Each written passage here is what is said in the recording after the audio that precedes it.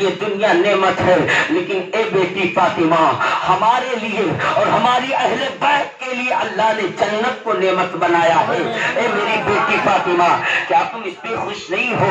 حضرت فاطمہ مسکرانے لگی، چہرے پر مسکراہٹ آئی۔ آؤ دیکھو فاطمہ کی شان دیکھو میرے عزیزوں، دل کے کان کھول کر سننا۔ میرے نبی کے پاس ایک دن ایسا ہوا، ایک سائل آقا صلی اللہ تعالی علیہ وسلم کے بارگاہ میں آیا، میرے نبی کے دروازے کو کھٹکھٹایا، اندر سے میرے نبی نے آواز دی، کون؟ کہا ایک سائل ہوں، ایک بھکاری ہوں، بھیک مانگنے آیا ہوں، میرے آقا مجھے کچھ عطا کر دیجئے۔ میرے آقا صلی اللہ تعالی علیہ وسلم اپنے گھروں کا جائزہ لیتے ہیں تو پتہ یہ چلا کہ گھر میں کچھ کھانے کا سامان نہ تھا۔ میرے نبی نے سوچا میرے در پر سائل آیا ہے اور سائل کو میں ایسے واپس کر دوں، یہ تو نہیں ہو سکتا۔ سائل سے میرے نبی نے کہا او بھکاری، او سائل، جب بغل میں چلا جا، میری بیٹی فاطمہ کا گھر ہے، اس کے گھر پہ چلا جا، تجھے کچھ نہ کچھ مل جائے گا۔ وہ دوڑ کر حضرت فاطمہ کے گھر آیا اور دروازے پر آواز دی، دروازے کو کھٹکھٹایا۔ فاطمہ نے کہا کون؟ کہا ایک سائل ہوں، ایک بھکاری ہوں، بھوک سے تڑپ رہا ہوں، آپ کے گھر آیا ہوں تاکہ کچھ انتظام ہو جائے، میرا پیٹ بھر جائے، ہمارے بال بچوں کے لیے کچھ انتظام ہو جائے۔ حضرت فاطمہ نے، امام حسین کی امی جان نے اپنے پورے گھروں کا جائزہ لیتی ہیں، کچھ نظر نہ آیا۔ 3 دن ہو گئے تھے چولہے نہیں جلے تھے، اور ادھر رسول اللہ کے گھر میں 1 مہینے سے چولہا نہیں جلا تھا۔ وہ نبی جو سارے نبیوں کا امام ہے، وہ نبی جو ساری کائنات کا مالک و مختار ہے، اس نبی کے گھر میں 1 مہینے ہو گئے تھے چولہا نہیں جلا تھا، اور فاطمہ کے گھر میں 3 دن ہو چکا تھا چولہا نہیں جلا تھا۔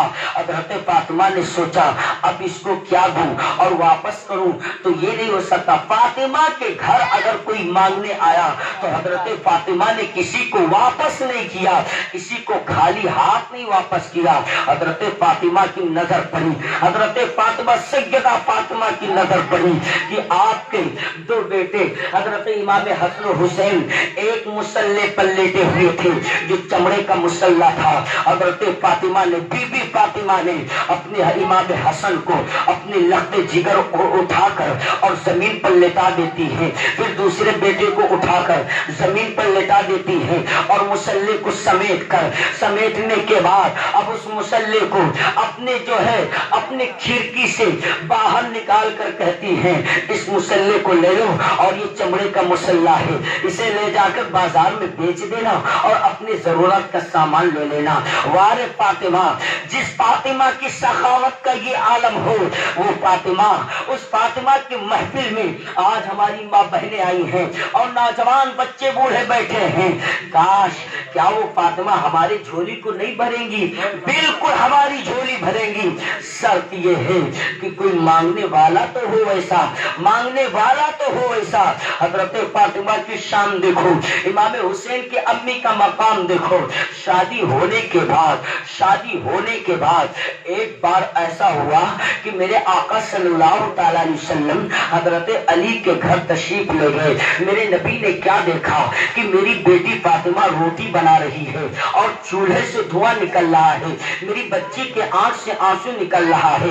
میرے نبی آئے اور کہا اے بیٹی فاطمہ تم بغل میں بیٹھو اور روٹی میں بناتا ہوں۔ میرے نبی نے اپنے بیٹی کو اٹھایا اور میرے آقا نے آٹے کے لوئی کو لیا، لینے کے بعد جب میرے نبی بنانے پر آئی، آؤ دیکھو یہاں سے ہمیں ایک عبرت ملتی ہے کہ اگر آج عورتوں کی طبیعت خراب ہو جائے اور یہ مرد اگر کام کرنے پر آ جائے، کہیں آدمی جو ہے گھر میں تھوڑا سا کام کر لے تو گھر کے بھی کچھ لوگ جو ہے تانا دیتے ہیں، یہ تو اپنی بیوی کا غلام ہو گیا ہے، یہ تو اپنی عورت کا غلام بن چکا ہے۔